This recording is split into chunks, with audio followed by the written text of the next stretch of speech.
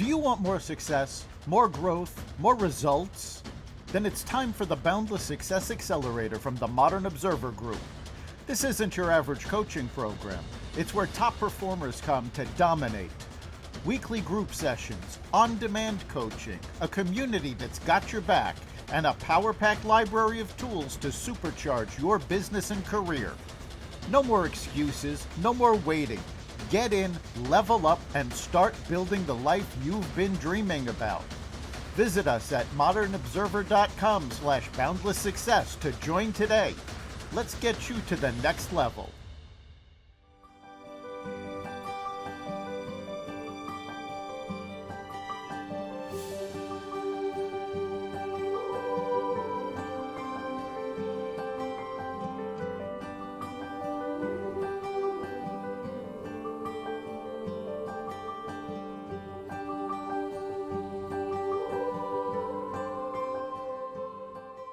We are lighting the candle of a world that works.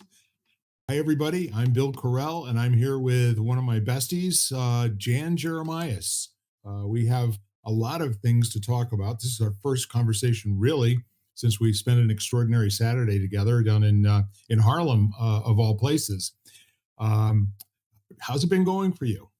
Good, thanks, Bill. Was a busy weekend, us in the city and in Harlem on Saturday all day, and Yeah. doing a workshop yesterday for so working basically from 1 to 5:40 yesterday. So yeah, so it was a busy weekend. Yeah, I was kind of up to my eyeballs in football games yesterday. Um, Several of my favorite teams were playing, and some won and some didn't. It was, pretty much mixed reviews. But I have to say that I was thinking in my mind's eye before we went to New York that things would be different than they actually turned out to be. It Hmm. was, I think, in my opinion, there may have been just a little bit more, you know, crash on the streets, if you will. But other than that, it looked like New York. It really didn't have any scars and closed buildings or any of the kinds of things that we hear about on TV in the areas that we drove through. Hmm. Yeah, I was just thinking about I was thinking about, the whole doing that kind of thing of a TV show and just as another way because I'm online a lot, but I'm on Zoom and I'm on, like things like this where we're doing podcast recordings and just as a different way of getting out a message Yeah, and everything. So that's what I was thinking about over the past few days. And then some of what obviously was discussed at on the TV on the show was really sitting with me and just, so that's what I spent a little time with the last few days. sure. Any insights or anything that you think's noteworthy and should be shared? I think the big one over the last few days and over the last, I guess, few months with a number of things that I've listened to was, the gamut of emotions that we go through as human beings are part of normal existence. Yeah, Um, and just part of everyday life of being a human being. And a combination of the people that I've listened to, and as I sit with what they've said and kind of realizing that, because I think for a long time, as I get personal here for a few moments, I think I thought I wasn't supposed to have those emotions. Like there was somehow I was supposed to be, you know, resistant and this superhuman person who wasn't affected. And that's so not like that's not possible. yeah, It's just not possible. And I think it just makes me feel a little bit more hopeful about my, about the emotions I have yes, and just and I think the more we talk about things like that because I think we live in this world of like thinking, I was listening to something this morning and the woman said it's almost like the state of the, she's like the states has this feeling of like you're supposed to pull up your bootstraps and sort of suck it up and go on and, and everything. And it was so nice when she said it. It was kind of like that is the mentality. And to practice a little bit more, I guess, self compassion and self love, and also realize when you have to do that. Like Yeah. this morning's was like, oh, okay, when do I have to like just say, like, get over it and move on? You're ruminating or you're wallowing, kind of thing. And when do I give into that and say, okay, that's just how I'm feeling today? And the nuances of kind of deciding that, of just kind of tweaking it and saying, okay, well, and maybe you try sucking it up one day and you're like, sorry, it's just not possible. Yeah. Or vice versa. Maybe you're wallowing one day and you're like, okay, I'm over this. And it's just you're able to switch your mood. Right. But I think that it just brought on a whole new element of the way I think I look at it. And the labeling that goes, the one I was listening to this morning was on mental illness, and just on the labels that they've now, you know, they've come out with, and how, and a whole bunch of stuff. But it was really interesting. And she was talking a lot about that. It was like the whole labeling of, like, the fact that we tend to label ourselves, and not that that's bad, but how much do we identify and own that label, when it comes, like, let's, anxiety or depression and things like that. Yeah, no, I completely get it. I think probably to fill everybody in at home, the cliff notes of what we were doing on Saturday is we were invited as co-authors of a book that's going to be coming out in December, which is called Faces of Grief. There are, I'd guess, between 27 and 30 authors that many of us are first timers in terms of writing something that is going to be published in a book. But we all kind of got together with this idea that we would share our stories with what we've gone through in terms of loss and grief, that we thought might be not only interesting but timely, and perhaps maybe offer an opportunity for the readers to find themselves, because we've got every kind of grief that you can talk about. We've talked, relationships ending, death of a family member, daughter, sister, brother, uncle, dad, et cetera, et cetera. Animals that have passed and what that feels like. But so we went down, and the show is called Open to Hope, and that is put on by Dr. Heidi Horsley. Open to Hope is actually also a foundation, and they've done lots of work. And we had several people that were on from who have also started foundations of their own right, because of their loss. So what was kind of nice for me, I'm a lay person when it comes to this conversation. I'm not a doctor or a lawyer. I have had a lifetime of experiencing loss and grief of others, secondhand, third hand, firsthand, all of that sort of thing, including employees, family members, best friends, and all that. But the neat part of what we were doing on Saturday was to just kind of like have a very simple conversation where we start to address, and I walked away thinking, emotions and feelings are not language. They show up as a sensation in the body, and then it's up to you and me to try to identify if it's a familiar one or not. So we have to use language to describe it. But for instance, anxiety is not anxiety. You and I don't use that term to describe the same set of bodily reactions to something. We have an approximation of what I might think yours is like, but I know what mine's like. I don't have any misgivings about how I sense what I'm sensing. So sometimes the word isn't anxiety, sometimes it's a tenseness, sometimes it's anticipation, sometimes they kind of feel the same.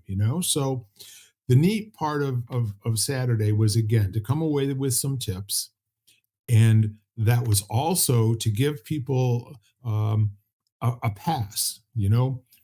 What I called at the time, the route out of hell, which comes from having a sentence that you can put in place of the sentence that is not in language, it's just emotional inside of you. So when you can say, rocks and are rocks, trees are trees, and sadness is sadness, and that's what this is. It's just sadness.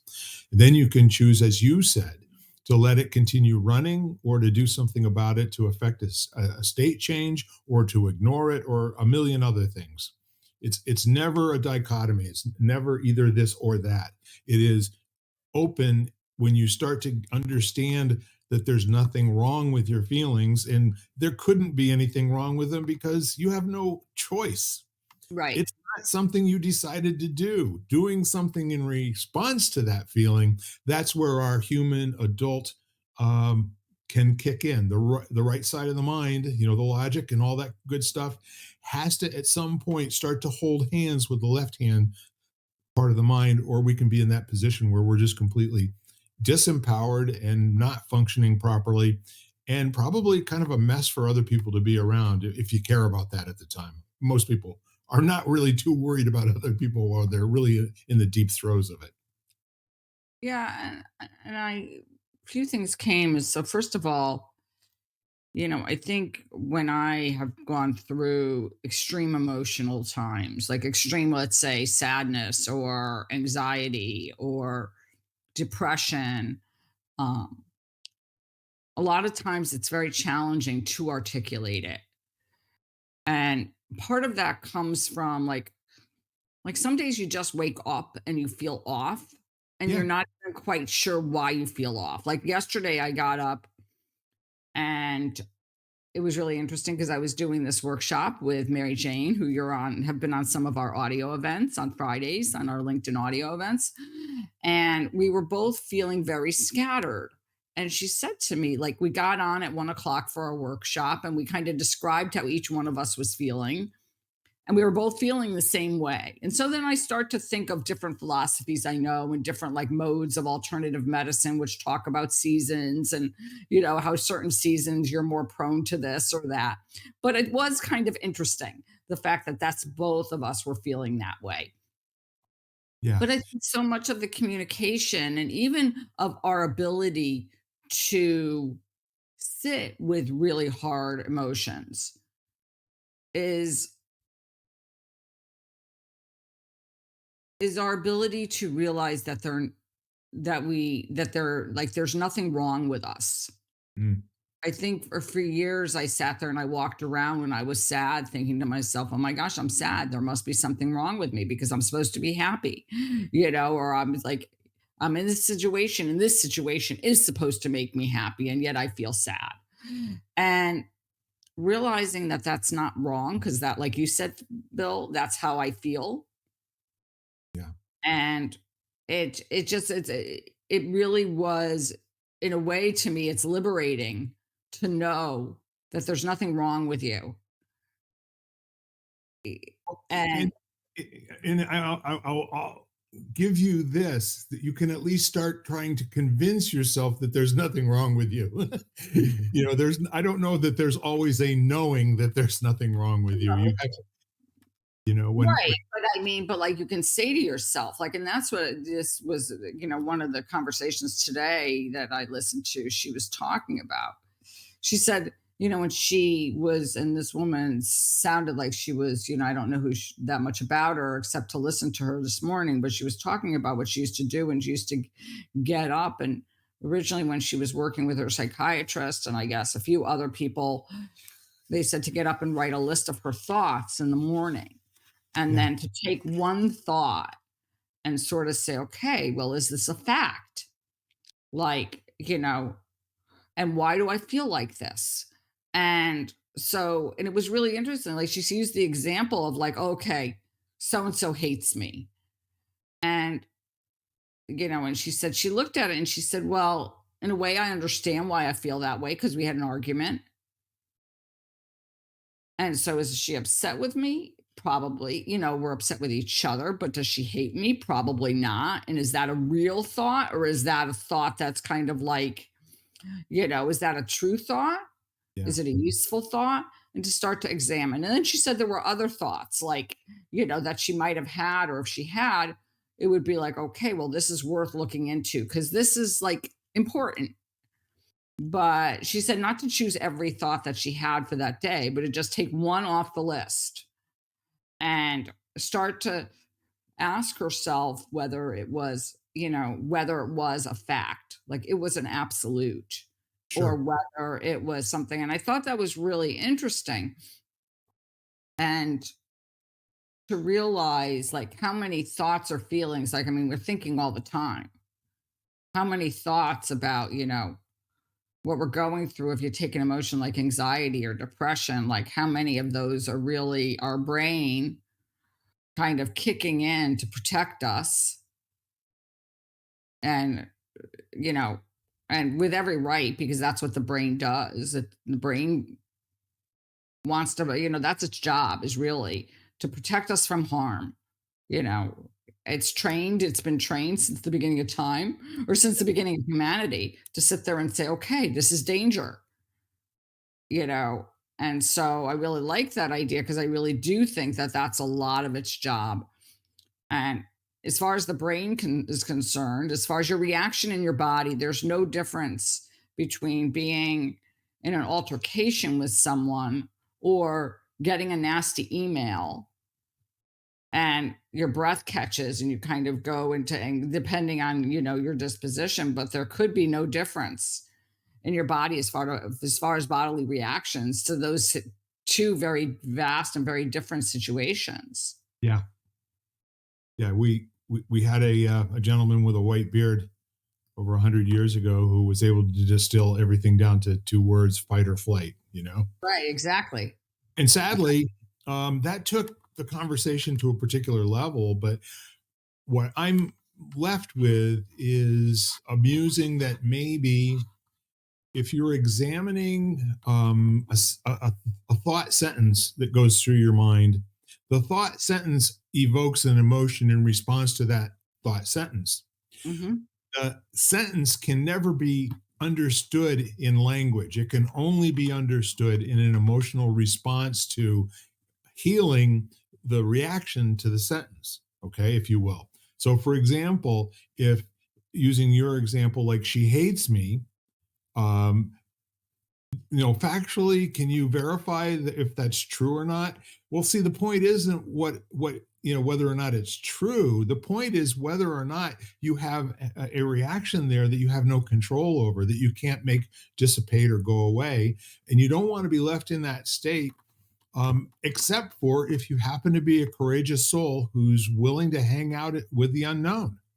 That maybe you just turn it into a question: does she hate me or not? I mean, how much does she hate me? You turn it into something that you can be a little bit more playful with, other than something that is the 11th commandment and is etched in stone, right? Well, yeah, which is what she was kind of talking about, is that sort of factual thing, as opposed to, where it's a fact and it's written down. And she said she's a writer. So she Yeah, said she used to think that if she wrote it down, it was kind of affirming that, because when you write down something, it's like you bring it in, like there's an element of bringing it into existence in a different way. Like it's on paper, especially if you're a journalist or a writer and you write books, like what you put down goes out in the world. So it becomes almost like um, a truth. And so she said originally she hesitated doing that right, because of, and then she realized that just by her placing it on the paper didn't make it a truth. And it just gave her a list of things that were in her head at any given moment, which amongst whatever the thoughts she was having, amongst the myriad of thoughts. And she would, like I said, choose one right, and say, okay, well, you know, my followers are down on whatever. And now if she's in this mode where that's really important for her business, then she said, okay, well, that's a fact. And I need to examine that fact, because it's gonna, it could have repercussions, kind of thing. And so I need to look at that a little deeper and see, why that might be. And, you know, do I have to redesign? So it was just kind of an interesting, and I'm just using those two examples, and they're not actually accurate per se of what she said, but I think it is really interesting to start looking at those things. And also, like I said, to realize the emotions that we have within us are kind of like the normal, stuff, and everybody has them, which to me, I think was this aha moment for me of like, oh my gosh, like everybody feels sad at a point. And the fact that I don't need to, like I said, pull up my bootstraps every single day and pretend basically I'm fine. And that it's okay for me to be sad one day.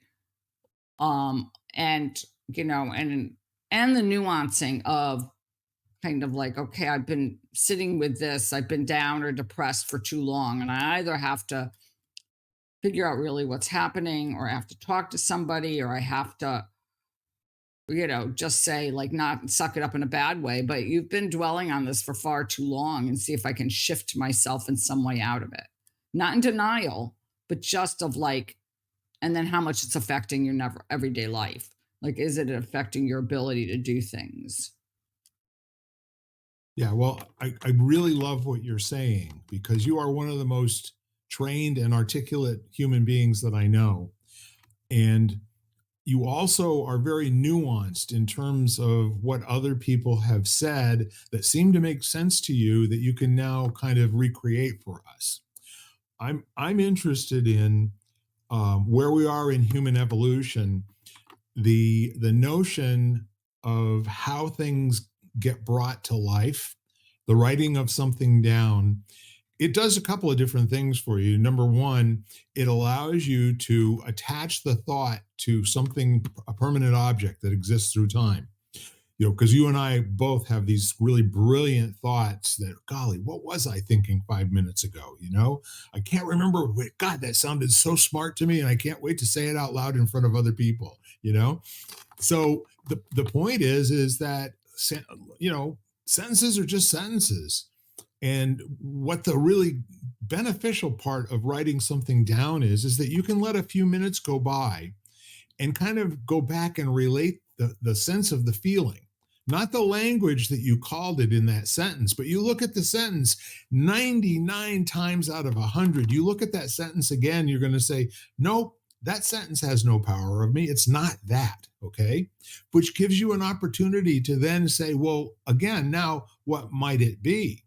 And upgrade the sentence, upgrade, the language to something that's less young, because most of our fears and the negative things that we actually, probably most of our emotions are the same ones that we had when we were 12. The language that we have now, and in many cases, when I listen to people discuss things in a rhetorical form, and not reporting factually, data wise, exactly what's occurring. Like, if we were to sit down and say that physically we're having a digestion issue, and it's giving us this feeling and tingling in our fingers and a slight headache from being, whatever, we don't discuss it that way. We call it a train wreck, or we call it, they killed me, or, so those are not sentences that will allow you to easily distance yourself from the poor language that you use that was of a certain age, to a newer language where you could basically say now.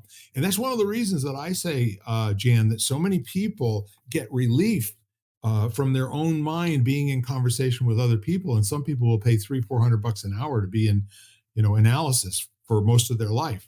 I have some friends that are my age, and they've been in analysis since they were 35 years old.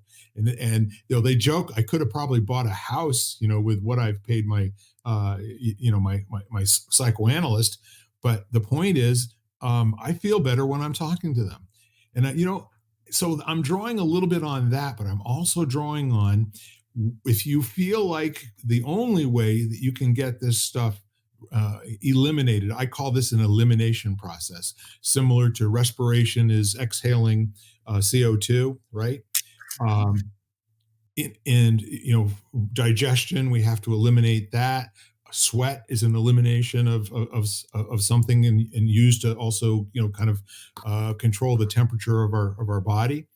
I think converting language into communication and into speech, speaking things into existence, because they don't exist before you and I say words. The words come out, And now all of a sudden, like what I just said in the last 15 seconds starts to mean a little something that either A, you can see it, B, you can't. Maybe you agree with it. Maybe it's giving you an emotional response, but all of that has to be out here. It can't be inside here. So many people are not successful with journaling as a way of elimination. And that's why they will get into a cycle of just talking to people for the rest of their lives. One of the main reasons, and I had a guy who explained to me when I was in my 30s, mostly how people get their best friends is you all are complaining about the same things. You have uh, common complaints, and it's the only place where you can actually express it out loud, where somebody doesn't say, "Will you please shut up?" you know, that you're talking about that really doesn't sound like it's something that a 35-year-old should be saying. But another 35-year-old or 50-year-old who has the same complaint, they'll have an ear for it. It won't be a problem for them to allow you to express yourself. So now, while we're talking about emotions, and I posed to you that the emotion is not something that exists through time until you give language to it and you start to name it. And when you do name it, the next time that it happens, it may not occur to you with the same kind of a physical or psychological feeling as it did the last time. So when you and I talk about how do I change my state, and methods and things that we do that have worked in the past, and sometimes they don't work, that's part of the reason why, because what you're trying to use is the last language that you used that seemed to be successful. But guess what? That's not it. But one of the things I have to say, I don't know that I agree with, because I think that I've had emotions, like maybe slightly different, that have persisted, which I could not label, which I didn't have the words to articulate. I could Yes. feel them very like, I mean, especially once I started practicing yoga and I became much more familiar with the sensations and kind of looking at those, and I could feel them in my body, but I couldn't say what they were necessarily. One, that might have been two things. So that might have been what I spoke about early, which was my feeling that if I said them out loud, people were going to sit and think I was crazy and strange. So that was probably one element where if I were to voice this out loud, people would like run away from me out of fear kind of attitude. Right. And that was how it felt. So I didn't say anything. Or it was the fact that I really couldn't, like, I didn't know why I was feeling like that originally, or what exactly it was, or that it was such a myriad, let's say, of grief and loss. So it was such like a smorgasbord of emotions that were happening at the same time, which is Yeah. why grief is so complex, because you're going through sadness, you might be getting depressed, you're angry, you're all these different things, which you might even be happy, that are all happening at the same exact time. And so it's almost like so overwhelming that you can't articulate it, because there's just not one word that's going to like describe how you're feeling, except like you might want to say, like, I don't like to use profanity on the show, but you might just want to say I feel shitty, like, I mean, it's just like one word that kind of sums it all up.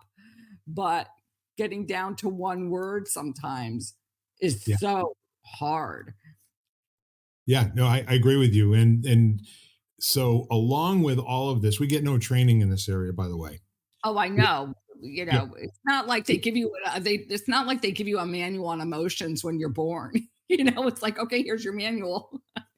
So about as nearly as interpolating what you said into what I said, making them all kind of like this part of the same whole, is that the opportunity to upgrade a feeling sentence. Okay, a feeling is something that occurs in time. It occupies space. It's a real thing. Okay, Mhm. and it's not something that should be ever labeled in terms of value or goodness or badness or anything like that. But the way to eliminate it is through another sentence structure, either in speaking language, which I call representational language, Or, as you said, there's another language called movement and physical exertion and exercise, the kinds of things that allow your body to become a unit again. The at one-ment, that I love how you say that. That the atonement is not necessarily anything more than the opportunity to breathe in and pull in all that you need, breathe out and eliminate everything you don't need into the ground. You don't have to vote on it or inventory it in either case, just let it happen naturally. So it can be as simple as breathing, maybe a box breath type of a thing or a 4-3-2-1 type of a thing. Um, but the bottom line is that there are practices that you can put in place, and they're going to be crutches for you until you become really adept at identifying that the emotion has a right to be there, just as you do. Okay. That emotion has fought its way to your attention. And about the best thing you can possibly do is listen to it for a moment and don't try to tell it what it is, because it's not interested in your interpretation of what it is. You know what I mean? I think that, and then to me, that's somewhat personality driven. For me, originally, I was very um, committed, let's say, to labeling it. And I Right. think as a society, we're very trained to label things. I think people like to label things, whether that be people, illnesses, everything. We label everything. And the once I let go of having to label it, Right. and first of all, I am very articulate at expressing about where it's located, how it feels in my body, how that emotion feels, usually like drawing upon examples. Like I've become very adept at that. And I think that that has allowed me to um, be able to understand other people and what they're going through, even though it's not the same exact situation. Like, it might be something quite different, but I think I have the ability to relate because it's almost like I'm embodying it. I'm embodying that, whatever that experience that person has had, Yes. by being able to identify how that emotion or what they're feeling feels within me. And I also think that if you start asking yourself like the questions of like, where do I feel this in my body? Yep. What does it feel like? Does it have a color? Does it feel dense? Does it have like, is it dense? Is it heavy? Is it like diffuse and scattered? Like, and even in your mind, for me, it's like, does it feel like quicksand? Like, does it feel like those things which, What does yeah, it smell and what does it taste like? yeah, Now exactly. tell me the size of it. Right, exactly. Going Like, through is it those questions, if you stop after, 2 or 3 of those different questions, and then you say, "Now what is the size of it?" If it's a number, between 1 and 10, is it a 9 or is it a 3? This is how you can eliminate a headache, by doing nothing other than having a conversation with somebody. Yeah, and I think that what happens is you realize when you start to do that often enough with like different things that happen, different Yes. emotional triggers.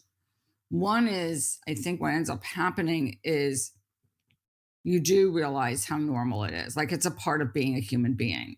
Yeah. And the other thing that happens is you become much more adept at it. Yeah. It's like, it's kind of like becomes like, oh, okay, I got up and today I'm feeling very anxious for some reason, not trying to even label as to why. Like, I mean, you can ask yourself that question. The first thing I go to is like, okay, I'm anxious. Where do I feel it? Breathe is always in there. Like, just take a few deep breaths and see if it diffuses or it becomes a little less. Okay, it didn't. It did. Okay, it didn't. You know, take a moment, breathe a little more. Take a moment, figure out something you're grateful for. Take a moment, look out at the day, and just trying to get a little bit more space around it Yeah. than just being so, I want to say, and I'm using the word invested, because I think we become very invested in it. It's like that whole label thing, you know, and it was really interesting when this woman was talking today, is she was talking about, mental illness, and she said people get very invested in that diagnosis. Yep. It's that they have they are that. People become, it becomes very much a part of their identity, kind of thing. And she said, and it gets very confusing because she said that, on one hand, she feels like she is in recovery from mental illness. Yeah. And she said she feels like she's in recovery, but the medical field still labels her as having those specific diagnoses because she is on medication. So she said, I feel like I'm in recovery because that's not the only thing I do. And she gave a list of all the different things she does. So she said, I'm high functioning now. I lead a great life. For her, she said, I'm not suicidal, kind of thing. Like, but she's like, but the medical world, if you were to look at my chart, she said, or my file, it says they've diagnosed me as being, this label, because otherwise I can't get medication because they won't give it, so it's very interesting. And I thought it was such an interesting nuance, like just way to look at it. It's like, she's like, as far as I'm concerned, so she's now coming out, she's now created something like on Substack, called Cured is her thing. Yep. And so, but it was just so interesting because I loved that, because I think that that's what happens is we get so preoccupied with the label, and it Yes. becomes so much a part of our identity for Yeah. some people that it's almost like, who are we without this diagnosis? Or who am I without this? And then you feel so like you really, like you have no idea. And a lot of people don't want to discover who they are. Like they're too invested in Yes. that. And so I was really intrigued. And I think because I think I've labeled myself particular ways, I think we all do through the years as we, I think it's something that just happens, like, whether it be superficial labels, which is what my workshop was about yesterday. And that could be something as simple as like, oh, I'm a husband, I'm a daughter, or whatever. And it could be something else. Not that that's superficial, but I mean, it's just, it could be all the kind of roles we play as a label. I'm a daughter, I'm a sister, like, and it also could be other things like illnesses where we become like, and the medical world is really good at that. I'm diabetic, and once you have that diagnosis on your chart, you're always a diabetic, even if you reverse it, which I thought was really interesting. Well, it's a perfect way to give examples of what I'm talking about. It's not any different than writing a sentence down out of your head and putting it down on paper. But the point is, when we distill all of that down to when somebody with the say so says what you have, it becomes structural, institutional, and it has nothing to do with you anymore. Okay. They are not interested in seeing you change from this way to this way. They're only interested in having some therapeutic way of dealing with whatever it was that they said you had 15 years ago. So it's up to you. And quite frankly, the only person in this equation that really matters a whit is, how's your life going? I mean, you ask somebody for their opinion, and their opinion is no longer good for you. Okay. So all those sentences that are going on in your head, those can be upgraded as well. Someone gave you that prescription about yourself a long time ago, and you've forgotten who it was, but it just keeps popping up in a bunch of those 80,000 thoughts you have every single day. Until, and I think this is where the magic occurs. If you can presence something, like if you can presence a feeling, and this is what focusing is all about. We've talked about this in the past, Jan. There's an institute where you do something like meditation, and then you ask your body what the main thing is. You don't ask your mind, you ask your body. And and as you start to give answers to what the main thing is, the language that you use in your thought process while you're focusing um, is going to get an opportunity to go, no, that's not it. And then you just keep going. And when how you know that you've reached what it really is as far as your body and subconscious and all the rest of that sort of stuff is concerned, what that's generating the emotional feeling or response, you get what's called a shift that is called a felt sense. Okay. And that means somewhere in your body, something moves. Typically, it's going to be in your gut. There'll be something that you can actually say, aha. There's no language for that except for the thought you were having, and the upset that you're feeling in your body is no longer there. You presenced it. You allowed it to be present and exist on its own without having a name. You kept asking questions to the body. You honored the body's need to hold on to that feeling for you because it was doing something, as you said before, to either protect you or to grow you. And then when it's gone, you feel a lightness. You feel the shift of it in your body. It's almost like you're overcome with a wave of happiness or a wave of some relief. It's been eliminated. It will not be back.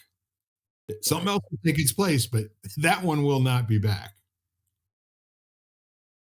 Well, it's interesting as you say that, because I think a few things that had to happen for me um, is, like I said, I had to let go of having to label it and name it.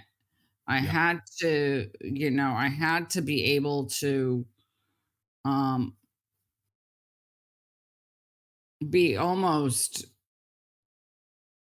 I want to say, exploratory, investigatory about it. Like, where I'm just like looking at something new to a great extent. And so, in some ways, and at the same time, knowing that it was something that I'd gone through before, but I had to be able to do that. And I do agree with you in that there is, to me, I always feel like the word that I always use to describe it is there's a sense of peace. Yep. Like, it just feels peaceful. It doesn't necessarily feel joyful. It feels easeful. It feels peaceful. Spacious is a word I use, because usually when you have that kind of dense emotion, it feels like constricted and tight. So spacious. So I use that word a lot because I think that, at least for me, that greatly describes that feeling to me. Um, and that has been really helpful. And I think what's interesting to me is my tendency, even with knowing what to do, Yeah. my tendency to ignore it. It's kind of like, it's almost like I realize, because for me, sometimes it can take a long time. Like, there is a period of time, and that is required for me to spend with it. Yeah. And I'll be like, I have no time for this. It's so interesting that my mind will tell me that, or my ego, whatever you want to call it, but it will sit there and say, you know, you don't have time to do that right now. You have like 30 things on your list of things to do, and that's not one of them. So, and so it's so funny to me that I look at it, and then afterwards, when I feel better, I'm like, you know, and one of the things she said today when she was talking about that whole fight or flight thing, she said she spent a long time sort of like, and now she kind of thanks her brain, or, whatever part of her is in that fight or flight mode, because, she's like, thank you. I know that you, like, you think this is a dangerous situation for me. Yep. And I appreciate that. But really, yeah, it's not, kind of Yeah. thing. But tell it, and I thought that was so funny, but it's so true. It's kind of like, yes, you're reacting as this is, I'm in the middle of the savannah and I'm being attacked by hyenas, and that's not the situation. Like, so, and I just loved that, because I was like, oh, how true is that? It's like, that's not, I'm not in danger. Well, there's another way of dealing with that, and I know some people who have very successfully just it is when they're having that type of a situation and it's taken them out of their game. There's a lot going on. Um, they'll actually open their calendar and schedule a time later on to address this. Okay, I've taken care of you. You're on my to-do list. It's out here sometime in the future. Now, can you go sit in the corner for a minute or two? Because I got stuff I got to do. I've done that. I've literally, because I don't like to run away from the way I'm feeling. Right. That's not, so I've done that where I'll sit there and say, not now, not now. Can't do that now. Because what I found through the years is that if I do ignore it, it always comes back in some way to kind of bite me in the butt at a later time. I Yes. mean, it always does. So, um, and so that's just been my tendency after, like, is I don't tend to, I'm not saying I don't, like, I don't at times ignore it, but most of the time I'll sit there and say, okay, maybe not immediately, but when it comes back again, I'll be like, okay, now it's time to look at this because I want it, like you said, I want it to go away. Like, Yes. I want it to dissipate. And if I ignore it, it takes a lot of energy to actually keep something at bay so you can function. And I think that that was one of the things I realized over time was that sort of like guard you put up of not dealing with something requires a lot of energy to kind of keep this like imaginary wall saying, okay, not now, not now, not now. And eventually your arm gets tired and you're just like, I can't hold it out anymore. Well, I'll tell you what, my metaphor for what we do to ourselves in that area is if you want the federal government to never forget about something, you have to have them declare war on it, like the war on poverty, the war on drugs, the war on whatever. Okay. They'll spend billions of dollars on it and it will not get better. It will get worse because what you focus on and what you give your attention will multiply. And Mhm. so the energy that you're talking about, you have to actually remember what it was that you're resisting. So you're constantly re-articulating, that thing so that you got to take care of it, this, but you're acting like it's an object. It's got, you haven't gone through the exercise of defining the object yet. You just know it's there and you don't want to lose track of it because it will bite you in the butt when you don't want it to or whatever. But the neat part of it is, I mean, for me, in a lot of cases, back in the 1990s, I just figured out how to put a button in my head. It was like for a Super Nintendo where I pushed the reset button and I got a new Mario to start over with again. And it was a good way to kind of clear things out and at the moment get back in normal life to wherever that was that it came up. And if it comes up again, that's when I dealt with it.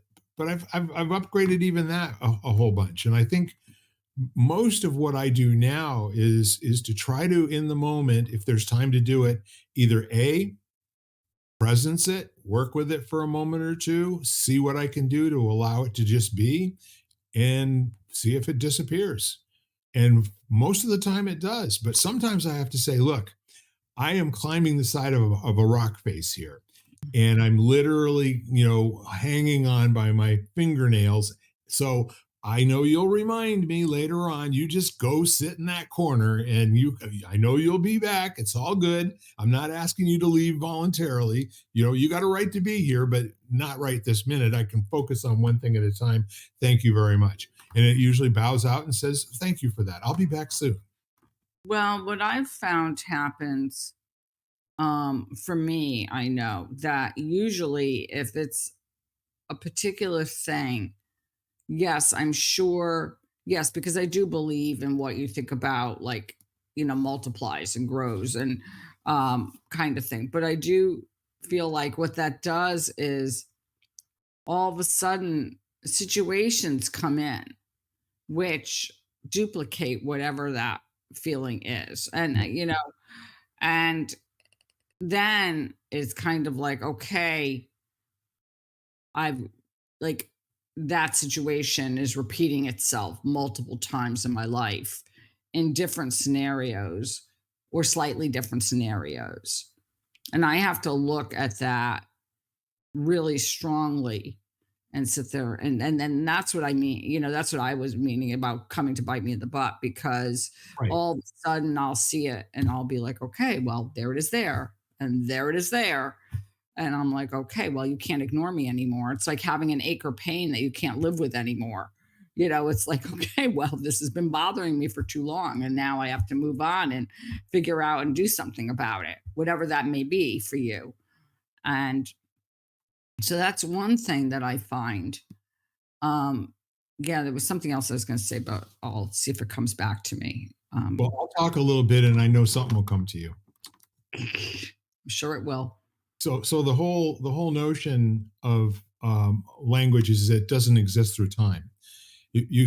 That's why we need sticky notes, in order to make something that's really worthwhile, some sentence that we think is worth it.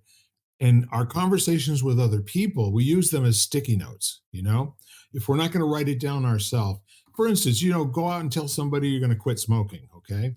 You don't see, you tell 20 people and you don't see some of them for a year or two. They come back and they ask you 2 years later, how you doing with that smoking thing? It's almost always the first thing that they ask about.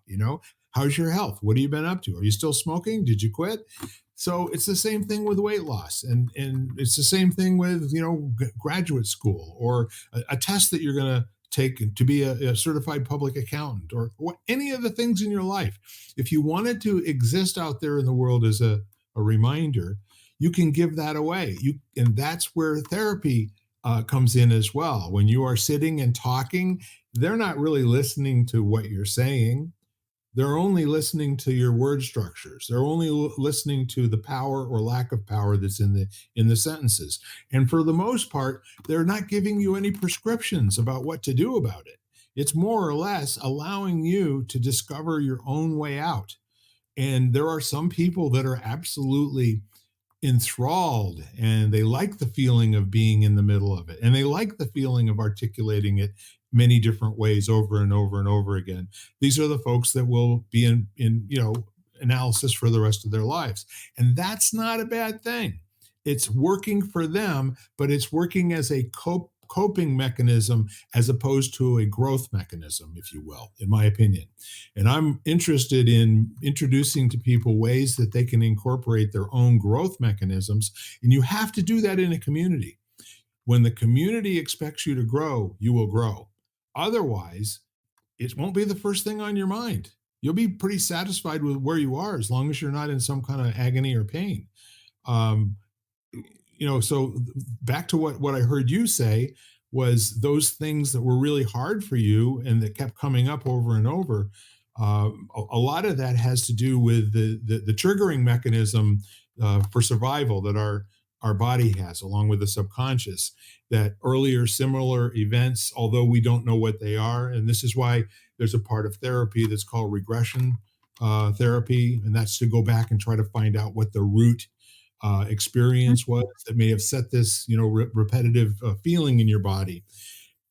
And there are some people who have had really good results with that, and there are other people who have had good results with not having to get a why for it, but to really work on the what. That when the what occurs, the response to the what is far more important than knowing why it occurred.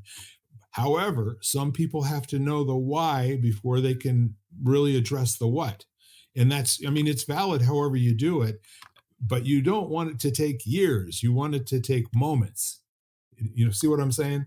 Yeah, but I do think, yes, I would love to say that's true, for everyone, but I think there are specific traumatic events which sometimes happen to us, which Yeah. can take years.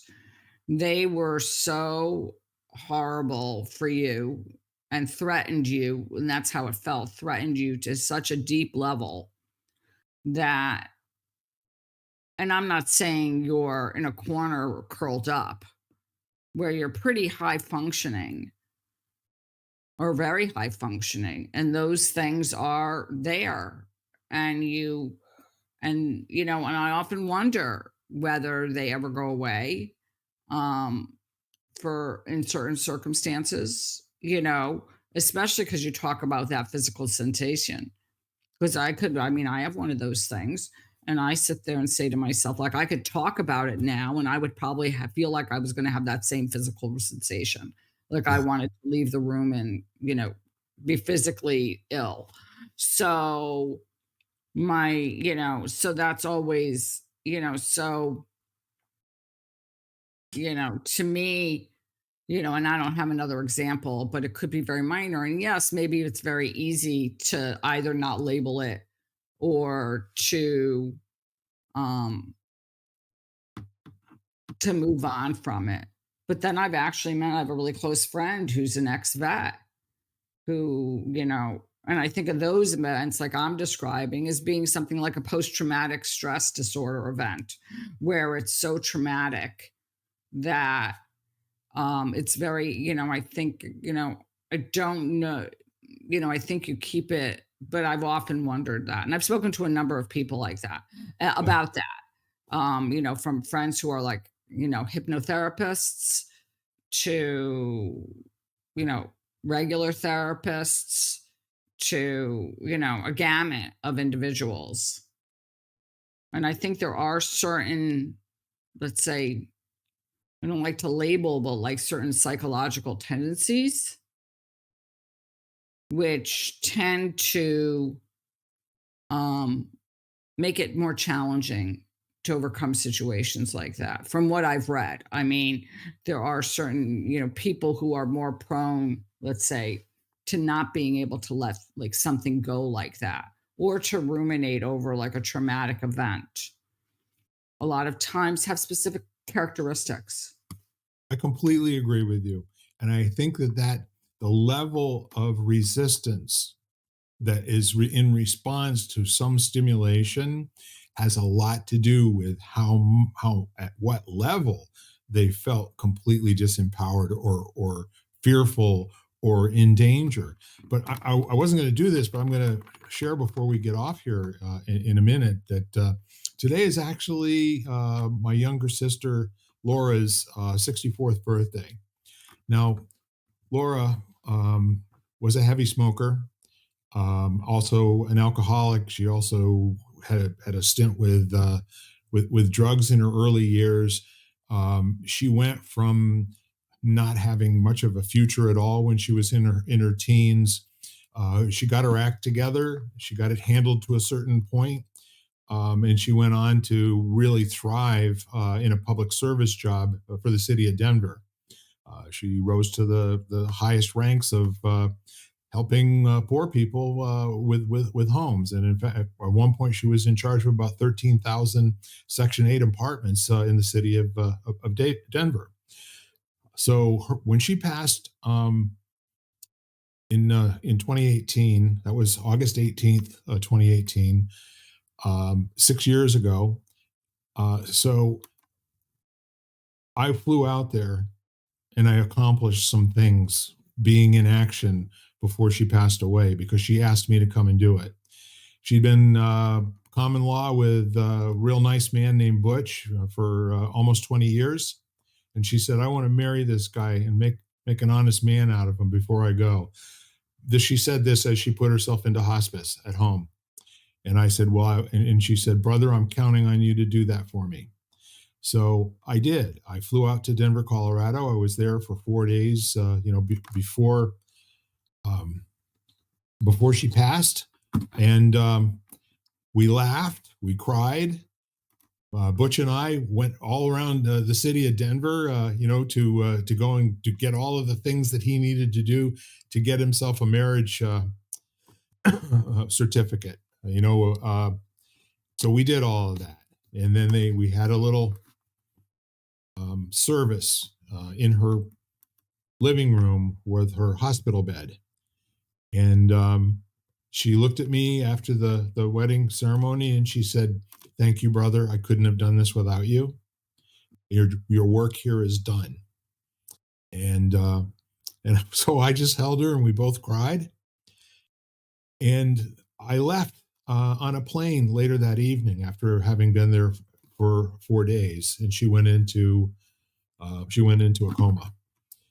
And she ended up passing. That was a Thursday night that I left, and she ended up passing at like 6 a.m. The following morning. Now, a lot of other people were there, but my point is that I was in action the whole time that the thing was going on.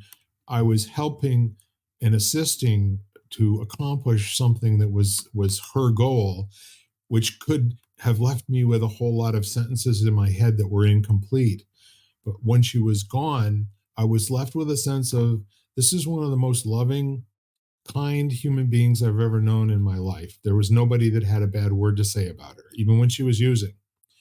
So she managed to get her life going. She'd done too much damage to her body. And now today is her birthday. She would have been 64, as I said before. And although I do have sadness around it, it's not an incomplete sadness. You know, I do miss her. I hear her voice and her laugh. She had a very distinctive laugh. All my sisters and aunts and uncles all share that, all the ones that are blood. I'm sure I laugh exactly the same way. But what I'm trying to say to you is that there were other people that I wasn't there for. Oddly enough, those are the ones that I still have the questions about. And Hmm. my relationship with her was such that she was able to engage me knowing that it really mattered to me. You know, once she'd made her mind up and she said, it's my party, I can cry if I want to. And that was the Sunday before she passed, when she decided to go home and go into hospice. And so all I'm saying is that there were times when I could try things out, you know, in real time to see whether they worked or not. And that was one of those times that I say I lean on for strength when I'm not sure what to do next and I feel very small and I feel threatened, because I sure as hell did that week. I'm going to tell you. There's fewer things, and you and I both know this from personal experiences. There are fewer things in life um, that are more traumatic than being at end of days with somebody that you love dearly. Hmm. Yeah, so interesting because as you were describing, I mean, I was thinking of my dad, and I was thinking of just the whole process after he passed, of not feeling like I had left anything unsaid. Yeah. Yes, would I have loved to have seen him again and told him that I loved him again? But he knew that, and I had said goodbye. I just part of me was like, I wish that I don't know. It's almost like I wish that I had said it better or like something, you know what I mean? But it wasn't like, I mean, and so it wasn't like I felt like incomplete in any way. Yeah. And I think when you describe not being there for people, I think that's what happens. That's why we have the questions, or that's why, because there was something that was left unsaid. Yes. And, and I'm not saying you can't say that afterwards, like you can. I mean, I talk to my dad every day, but, you know, but there is this feeling of like, of regret. And I think that's where it gets to regret, maybe guilt, where that gets to be really can be a strong driving force, I think, and not allowing yourself to move on in a good way afterwards. Like, and I've been friendly and known people who have, and I'm not saying they don't have the right to feel regret. I'm just saying that um, I've watched them suffer in a way, because they had that. And they live in their head with the like, and I did that with my divorce. I did that. I ruminated in my head for a long time, like, what if I had said this? And what if I had done that? And what if I had done that? And we go into that whole what if cycle, and that keeps the whole thing going. And then we become attached to that what if cycle. I've met people like that because we don't want it to go. Because once it goes, we feel like we lose that person to some extent. So then all of a sudden you're like, you live in that what if stage for years. I know people who have.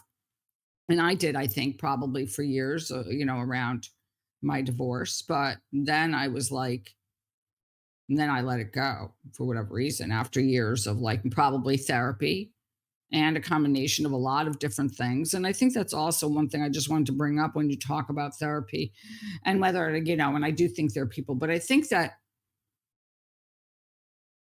you still need those other tools that you have. So it's great to talk to somebody.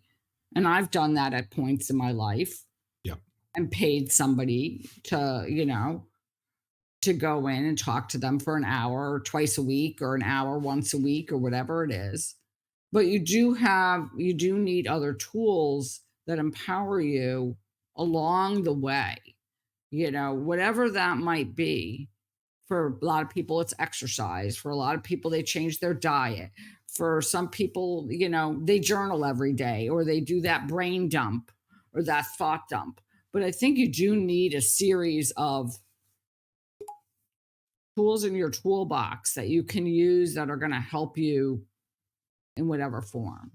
No argument there at all. The question is which tools and when, because some things are not accessible. Some tools are not like, there are a lot of people that can't afford therapy. And Mhm.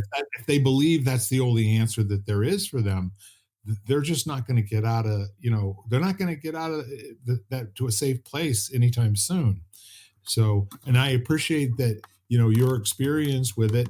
And I concur that however and whatever you need to do to get yourself some peace, you should do it, you know? And you should also be inquiring what else is out there? What else can I be doing? Where else can I kind of get more muscle in this area, so I'm less susceptible to the hurt. I don't seem to have a choice when it starts, and maybe I'll never have a choice as to when it starts. But what do people actually get to a place where they are there, but they're not there for as long any longer? And that was kind of my point when bringing Laura up. It was a very difficult year after she was gone. It was a difficult 3 years. It was a difficult 5 years. It's been a difficult 6 years because you lose a family member, a sibling, or a beloved pet that's been with you for 15, 18, 20 years. It's all the same. They're with you every single day in your thoughts. So it's really useful somehow, some way to get beyond coping, I say. And I'm not the example I'm going to use for how to do it or why, but for you, it's so cool to every once in a while to just have the opportunity to have no thoughts in your head whatsoever for a few minutes, just to see what that feels like. Absolutely. After meditating or getting, however you want to call it, quiet, silent for so many years now, where I can drop in and literally have no thoughts for a few moments in seconds, like sit there and I could close my eyes, start to breathe, and there'd be like no thought. And I'd be like, oh, this is so nice. And I was listening to somebody recently who said that she always tells her kids, you spend a lot of time in your head, decorate it beautifully. Yeah, I just love that image of like, how are you going to decorate it? And so I think of that like when I can drop in and I can, like, I don't have thought. And I'm right. just like, because it's not like I spend my whole day there. I'm like talking about minutes or seconds where I just feel like it's like when it's like because your thoughts are kind of like that background noise that's always there. It's like, you know, and all of a sudden when you're in that, it's like, I'll compare it to like when I was with my brother last week and his, five grandchildren, five boys. And it's like equivalent, like when you have five boys less than the age of 12, I mean, it's loud. And then all of a sudden they all go to sleep and you're like, oh Ah, wow, this is what it's like to have peace and quiet. And that's where I drop when I drop in and I have no thoughts. I'm like, oh, this is what it's like when my brain shuts off for 5 seconds and I get a little bit of like I can take a deep breath. And it's not like, the kids get up an hour later and all of a sudden it's loud, So it's not like you're living there indefinitely. well, if you're like me, and you may not be, but if you're like me, when you're back away from them again, I don't know. I miss mine. my two can be so rambunctious, and as they get older, it's different, but it's still there. And God, I love them so much, and I do miss all the things. When I don't even try to quiet them down all that much anymore. I will ask them, we got a little time to spend here. Is this how you want to spend it? And then let them make their own choice. They're at an age where they come around quickly. Well, yeah, go ahead, Bill. It's just Well, I was just going to say, we've had quite an array of conversations here, and I think this would be a great time for my yoga master to kind of tie things up together in a neat bow for our listeners.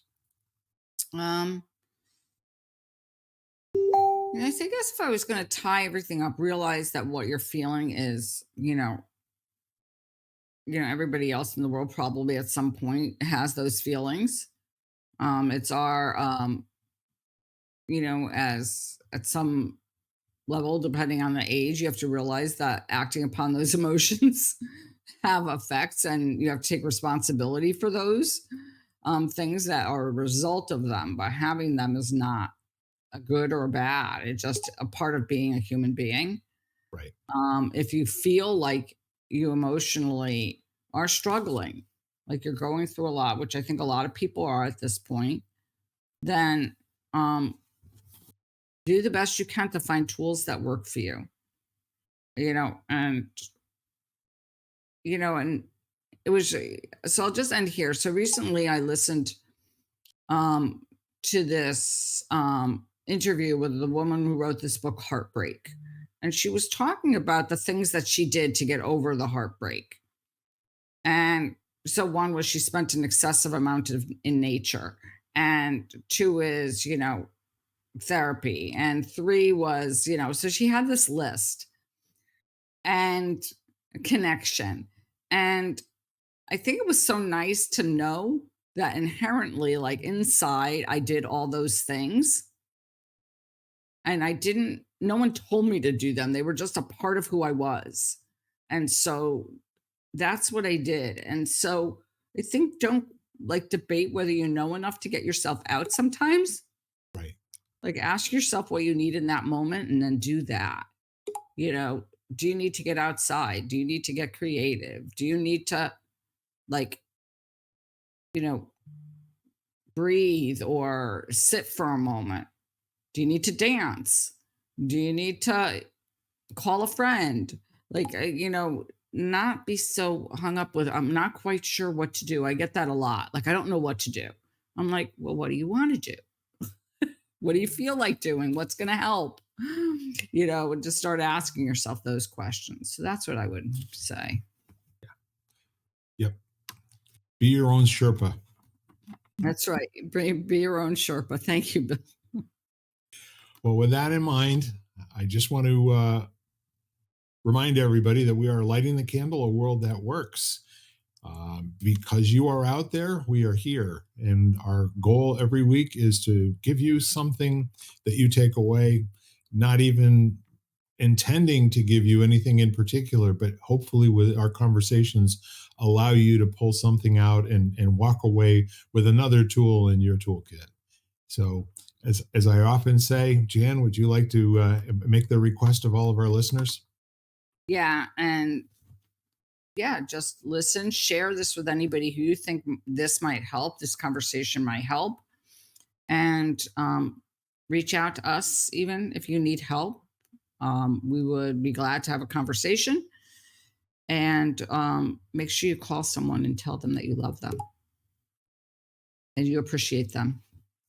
Well said. So with that in mind, we love you very much, all of you, and I love you, my dear friend Jan Jeremias. Thanks again. Bye for now. Bye-bye, everybody. You've been listening to Lighting the Candle, a World That Works, part of the Xvadio podcast network. You can catch every episode of Lighting the Candle, as well as the rest of the network, at xvadio.com, the Apple Podcasts app, YouTube, Spotify, iHeartRadio, Audible, Amazon Music, and wherever you find podcasts.